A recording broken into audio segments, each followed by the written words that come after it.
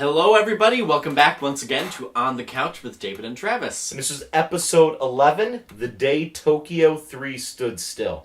Right off the bat, I hate that title. It's I don't know if that's a direct translation or if that's a localization thing, but it's the day the Earth stood still. The power goes out.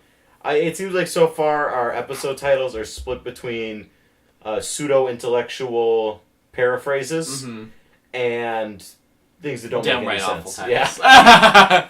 So we're not nailing it in the title department. I'll give you that. If you're keeping score there, we're getting low ratings on titles. Yeah. What'd you think? Overall, fine episode. I thought it was fun and mixed it up a little bit. Obviously, there's still like an angel, which I actually like the design of this time It's around. a very cool. well. I think they get pretty consistently interesting design, but this one's like exceptionally bizarre. It's got like that Daddy Longs thing going on. Yeah, which is fun. And then you see it, and it has like a bunch of eyes. It's got like the Illuminati eyes on it. Yeah. And then I thought it was like a nice piece of grotesque imagery, the way it sort of cries acid. Yeah, that was fun. I don't think it's trying to say anything, or if it is, no, it's just like it's good funny. imagery. Yeah, it's not funny, but like being strange and weird. I thought it was fun how they're like, like there's this power outage. How do we go about it now? Overall, I enjoyed it. It wasn't reinventing the wheel. It wasn't making anything exceptional, but it was good. It's a slower paced episode, but in a much better sense than I think the previous one. The action is all relegated to the last 60 seconds or so. Well, but it all has a direction that you can obviously tell where it's going, and not in a bad way. Mm-hmm. But it's like you're like, okay, like this is setting up for later, and like the characters are on the move, and they're like having to navigate this power outage, and you have like different characters, in different situations. So I think overall it was much more successful than the previous one. And the time we are spent with more dialogue-based stuff, I think, is more interesting because it is character-based. Yeah. We're getting some good character moments. Honestly, I think the best parts of this episode are when it's spent with the adult characters. Mm-hmm. Yes. Because we really don't get to see, especially the three nerve personnel. I don't know their names. The glasses guy, the mullet guy, and then the girl. Mm-hmm. And I like spending some time with them, and sort of the Colonel Fuyutsuki and Ritsuko. Having them exchange some dialogue is exciting. Like, you see some just stuff that you wouldn't really think to see, like them doing their laundry or riding the subway. But I feel like it's interesting just because we really don't know that much about those characters at this point. Yeah, exactly. The stuff with Masato and Kaji is just kind of like treading water. We get it. They had a weird past. It really felt like it was an episode where they didn't have anything for them to do, so they're like, let's just put them in an elevator again. Yeah, it was unnecessary. I do like to kind of drop in a lot of lore on us about the Magi, which is an idea I really like, because that's sort of a thing where in a futurized society, it's not unbelievable to think that we'd have, like, computers running things.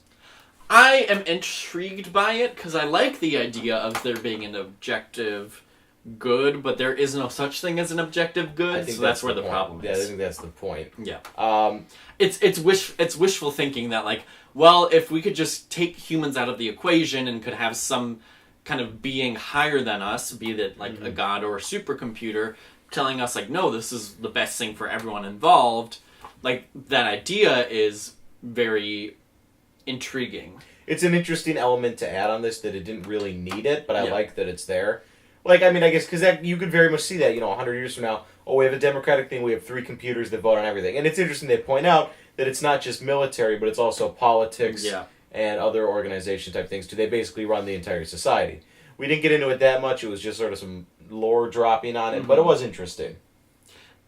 And, like, it's interesting to think, like, is it really all that different following a supercomputer's orders versus another human's orders? Yeah. Is that different? I don't know, like, do you follow the president? I don't know, it's just an interesting concept to have, and, like, I'm interested to see what they do with it. It's easier to follow, I mean, we're just talking abstractly. Yeah. I think following a computer would be more objective just because there's no personality associated with it. Mm-hmm. Like, you can be like, oh, Obama did this, Trump did this, so I don't like him, but with the computer, it's like, well, it's a computer. So I think that's sort of the idea going on with that. Yeah. I thought it was a very tightly written episode, at least for what it is, because I liked how they had these segments where different characters were having conversations, but they're all essentially having the same conversation, and characters in a different situation would answer the questions of completely irrelevant ones, and in that way it saves us a lot of seeing the same thing over again. And it's not in like a thematic way, kind of like with Avatar, where we have 2 parallel stories. It's more just like a plot based way.